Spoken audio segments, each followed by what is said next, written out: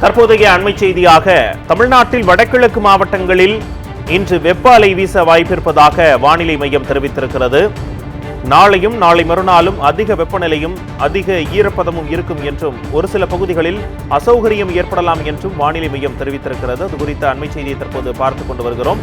சென்னையில் வானம் ஓரளவு மேகமூட்டத்துடன் காணப்படும். அதிகபட்ச வெப்பநிலை 38 to 39 டிகிரி செல்சியஸை ஒட்டி இருக்கக்கூடும் என்றும் தெரிவித்திருக்கிறது.